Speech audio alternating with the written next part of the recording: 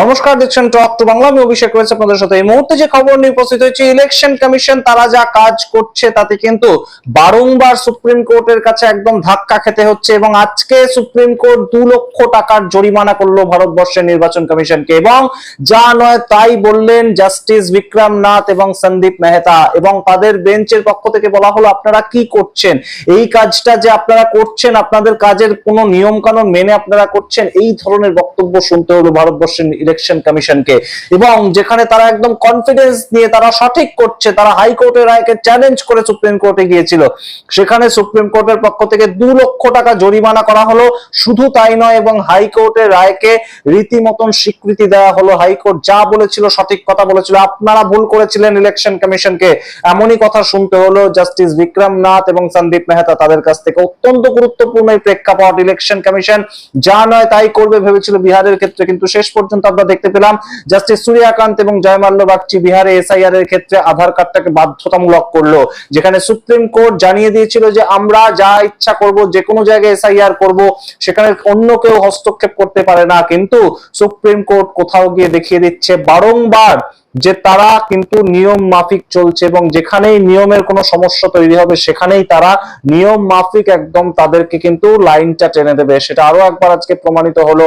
2 লক্ষ টাকা জরিমানা, টাকার অঙ্কটা হয়তো কম আপনারা ভাবছেন, কিন্তু নির্বাচন কমিশন তাদের ভুল করার জন্য এটা পেনাল্টি দিতে হবে, এইটা একটা নিদর্শন। এইরকম রাজনৈতিক প্রেক্ষাপটে যেখানে বারংবার ইলেকশন কমিশনের কাজ সেটাকে প্রশ্ন চিহ্নের মুখে ফেলছেন বিরোধীরা, সেটা এসআইআর নিয়ে হতে পারে, সেটা একদম ভোট ডিলিট হতে পারে, কিংবা একদম ভুয়ো ভোটার ঢুকছে এবং এসআইআর নির্বাচন কমিশন সেটা জানে, তাদের একদম গোচরে এই কাজটা হচ্ছে।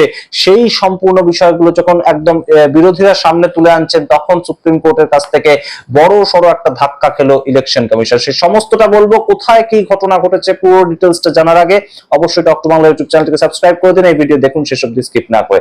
আপনারা জানেন যে ইলেকশন কমিশন বিভিন্ন রাজ্যে এসআইআর করার চেষ্টা করছে, কিন্তু যেটা সেইখানে প্রাথমিক একটা পদ্ধতি সেটা হচ্ছে যে একই ব্যক্তির 2 জায়গায় ভোটার কার্ড থাকতে পারে না, তাই তো? এইটা হচ্ছে বেসিক জায়গাটা। এবং এক ব্যক্তি যদি এক জায়গা থেকে আরেক জায়গায় চলে যান, সেটা বিবাহ সূত্রে হতে পারে, চাকরি সূত্রে হতে পারে, যে কোনো ক্ষেত্রে তাকে সেই যে নতুন অ্যাড্রেসে তিনি যাচ্ছেন সেখানে ভোটার কার্ড করছেন, মিনিমাম 6 মাস তাকে থাকতে হবে, এইটা নিয়ম।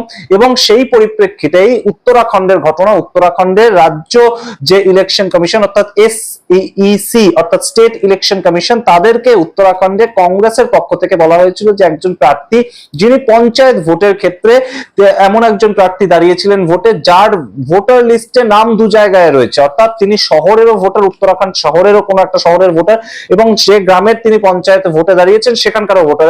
এমন হতে পারে যে তার পিতৃপুরুষের বাড়ি হয়তো গ্রামে, তিনি চাকরি সূত্রে পরবর্তীতে শহরে এসেছিলেন, তাই সেখানেও ভোটার কার্ড করে নিয়েছিলেন। কিন্তু এই ধরনের ক্ষেত্রে ইলেকশন কমিশনের উচিত যে ভোটার এরকম ভোটার লিস্টে 2 বার তার নাম রয়েছে রাজ্যে বিভিন্ন জায়গায়, তাকেই বাতিল করে দেওয়া, একদম ভোটার হিসেবেই বাতিল করে দেওয়া, সেখানে তাকে প্রার্থী হিসেবে কিভাবে রাখে পরবর্তীতে, এটা ছিল কংগ্রেসের নিয়ে একদম প্রশ্ন। কংগ্রেস একটা পলিটিক্যাল পার্টি হিসেবে সেই প্রশ্নটা করেছিল এবং একদম প্রমাণ সহ তারা একটা চিঠি লিখে জানিয়েছিল, কিন্তু তার পরবর্তীতেও ইলেকশন কমিশন কোনো মতেই সেটা শোনেনি, সেই প্রার্থী ভোটে লড়েন। কিন্তু তার পরবর্তীতে কংগ্রেসের পক্ষ থেকে যাওয়া হয় উত্তরাখণ্ডের যে হাইকোর্ট সেখানে, এবং উত্তরাখণ্ডের হাইকোর্ট কোর্ট আন কোর্ট বলেছিল যে একদম পঞ্চায়েত রাজ অ্যাক্ট 2016 সেকশন 96 এবং 97 সেই হিসাবে আপনারা কখনোই এমন একজন প্রার্থীকে প্রার্থী হিসেবেই দাঁড় করাতে পারেন না, কিংবা প্রার্থী হিসেবে সম্মতি দিতে পারেন না ভোটে লড়বার ক্ষেত্রে, যার নাম ভোটার লিস্টে 2 জায়গায় রয়েছে, অর্থাৎ তার শহরে, দেরাদুন শহরে হয়তো তার নাম রয়েছে এবং তার সঙ্গে অন্য একটা গ্রামে তিনি যেখানে পঞ্চায়েত ভোট লড়াই করছেন সেখানেও তার নাম রয়েছে, সেই প্রার্থীকে ইনভ্যালিড প্রার্থী হিসেবে ঘোষণা করতে হবে। এটা আপনারা করলেন কি করে? তার কারণ আপনাদেরকে পঞ্চায়েত রাজ অ্যাক্ট 2016 এবং তার সেকশন 96 97 তো আটকাচ্ছে। কিন্তু সেই যে রায়টাকে চ্যালেঞ্জ করে সরাসরি সুপ্রিম কোর্টে চলে যায় স্টেট ইলেকশন কমিশন। আপনারা বুঝুন বিষয়টা, যে হাইকোর্ট যেখানে বলে দিচ্ছে যে এটা সম্পূর্ণ ভুল এবং এই প্রার্থীর সম্পূর্ণ যে তালিকা সেইখান থেকে নাম বাদ যাওয়া উচিত, এই প্রার্থীর যে মনোনয়ন পত্র সেটাই বাদ যাওয়া উচিত, তিনি ভোটে জিতলেও তার জয়টা সম্পূর্ণ বাদ যাওয়া উচিত, কারণ তিনি মিথ্যে তথ্য দিয়ে মিথ্যে ভাষণ করে একদম তার হলফনামা জমা দিতে হয়, সেই হলফনামায় তিনি মিথ্যে ভাষণ করেছেন। তিনি জানিয়েছেন তিনি সেই গ্রামের শুধু ভোটার, কিন্তু যে একদম ভোটার তালিকা অনুযায়ী চেক করে দেখা যাচ্ছে তিনি শহরেরও ভোটার, তাহলে সেই ক্ষেত্রে তিনি দাঁড়ান কি করে? এই রায়টাকে চ্যালেঞ্জ করে তারা গিয়েছিল সুপ্রিম কোর্টে। সুপ্রিম কোর্টে আজকে সরাসরি যে খবর উঠে আসছে, জাস্টিস বিক্রম নাথ এবং সন্দীপ মেহতা তাদের যে বেঞ্চ তারা সরাসরি কিন্তু বলে দিল যে আপনারা করছেনটা কি। হাইকোর্ট তো বলে দিয়েছে যে কোন অ্যাক্ট অনুযায়ী ইনি ভোটে দাঁড়াতে পারেন না, তার কারণ দু জায়গায় এক ব্যক্তির যদি ভোটার লিস্টে নাম থাকে তিনি ইনভ্যালিড ভোটার, তিনি ভোটারই নন, এবং যদি কেউ ইনভ্যালিড ভোটার হয় তাহলে সে প্রার্থী হিসেবে দাঁড়াতে পারবে না, এটা স্বাভাবিক নিয়ম। তার কারণ যদি কেউ ভোটার না হয় তাহলে সে কোনো ভোটেই অংশগ্রহণ করতে পারে না। তাহলে সেই ক্ষেত্রে আপনারা এই বিষয়টাকে কিভাবে একদম নজর আন্দাজ করে গেলেন, আপনারা লুক আউট করলেন না বিষয়টাকে। হাইকোর্ট যেখানে বলে দিল, হাইকোর্ট আপনাদের একদম নিয়ম মাফিক বলে দিল, পঞ্চায়েত রাজের একদম যে সেকশন 96 এবং 97 2016 যে পঞ্চায়েত রাজ ব্যবস্থাটা এসছে সেখানে সেই নিয়ম অনুযায়ী আপনাদেরকে বলে দিল, তার পরবর্তীতেও কিভাবে আপনারা এটা করলেন। তখন ইলেকশন কমিশনের পক্ষ থেকে কোনো জবাব দিতে পারেনি ইলেকশন কমিশনের যে উকিল একদম সুপ্রিম কোর্টে গিয়েছিল, এবং সেইখানে একদম সরাসরি কিন্তু তাদেরকে গিলটি এই একদম তকমাটা দিয়ে, ইলেকশন কমিশন গিলটি এই তকমাটা দিয়ে 2 লক্ষ টাকার একটা নজির সৃষ্টি করা তারা কিন্তু রায় দিয়েছে। জাস্টিস বিক্রম নাথ এবং জাস্টিস সন্দীপ মেহতা তাদের পক্ষ থেকে রায় এসেছে 2 লক্ষ টাকা ইলেকশন কমিশনকে একদম সরাসরি গচ্ছা দিতে হবে সুপ্রিম কোর্টকে। এবং শুধু তাই নয়, তার সঙ্গে এই যে প্রার্থী উত্তরাখণ্ডের যাকে নিয়ে সামগ্রিক কেসটা, তারও সম্পূর্ণ যে একদম জিতে যাওয়ার পর যে জয় হিসাবে তিনি পঞ্চায়েত সদস্য বা পঞ্চায়েত প্রধান হিসেবে কাজ করছেন সেইটাও কিন্তু সম্পূর্ণ বাতিল করতে হবে। সুতরাং বুঝতেই পারছেন যে ইলেকশন কমিশনের বড় সড়ো একটা ধাক্কা কিন্তু আবারও সুপ্রিম কোর্টে। এটার দ্বারা আপনারা বলতে পারেন যে একটা ছোট পঞ্চায়েত ভোটে এইটা নিয়ে এত বিষয় বড় করে দেখানোর কি রয়েছে, কিন্তু বিষয়টা হচ্ছে যে স্টেট ইলেকশন কমিশন বা একদম সেন্ট্রাল ইলেকশন কমিশন তারা যা ইচ্ছা তাই করতে পারে না, সেটা আরো একবার প্রমাণিত হলো। এর আগে ঠিক যেমন ভাবে বিহারের ক্ষেত্রে 1 মাস ধরে এসআইআর প্রক্রিয়াটা চললো, তখন আধার কার্ডটাকে তারা গৃহীত করলো না, তারা 12 নম্বর যে একটা কার্ড হিসাবে আধার কার্ডটাকে তাদের তালিকায় রাখলো না। কিন্তু কি হলো, জাস্টিস সূর্যকান্ত এবং জাস্টিস জয়মাল্য বাগচি শেষ দিন একদম যখন রায় ঘোষণা করলেন তখন দেখা গেল তারা একদম বলে দিলেন যে 12তম কার্ড হিসেবে আপনাদের লিস্টে আধার কার্ডটাকে রাখতে হবে। অর্থাৎ কেউ যদি আধার কার্ড নিয়ে আসে যার নাম বাদ গিয়েছে ইলেকশন কমিশনের ভোটার লিস্ট থেকে, বিহারে 65 লক্ষ মানুষের মধ্যে যদি একজন এরকম আসে যার কাছে শুধু আধার কার্ড আছে, তাকে আবার নামটা ইনক্লুড করতে দিতে হবে।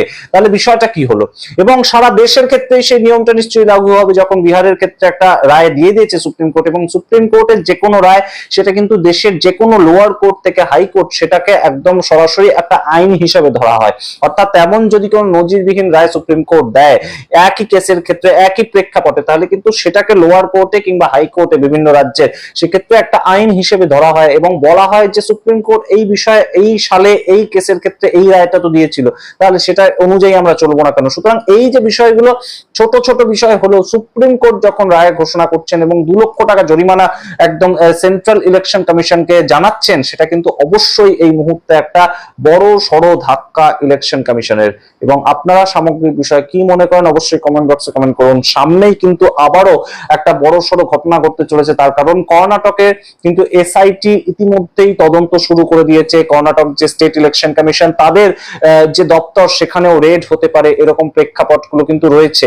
তার কারণ কর্ণাটকের আলান্দ বিধানসভা সেখানে কিভাবে 100টা সিম কার্ড দিয়ে একদম 6000 মানুষের নাম বাতিল হয়ে গেল, কিভাবে ডিলিট হয়ে গেল এবং মানুষ জানতেও পারলেন না, সেগুলো নিয়ে কিন্তু তদন্ত হবে। এবং সেই ক্ষেত্রে এটা কিন্তু একটা নজির, এবং স্টেট ইলেকশন কমিশনকে কিন্তু আরো সাবধানতা অবলম্বন করতে হবে। যা নয় তাই করে যাওয়ার মতন কিন্তু অবস্থা নয়, কারণ সুপ্রিম কোর্ট কিন্তু নিয়ম মোতাবেক প্রত্যেকটা কাজ করছে, হাইকোর্ট নিয়ম মোতাবেক প্রত্যেকটা কাজ করছে। তাই আরো একটা নজির সৃষ্টি হলো দেশে। সামগ্রিক ঘটনা আপনাদের মতামত দেখার অপেক্ষায় রইলাম। দেখতে থাকুন টক টু বাংলা, এবং অবশ্যই টক টু বাংলা ইউটিউব চ্যানেলকে সাবস্ক্রাইব করে দিন। ধন্যবাদ।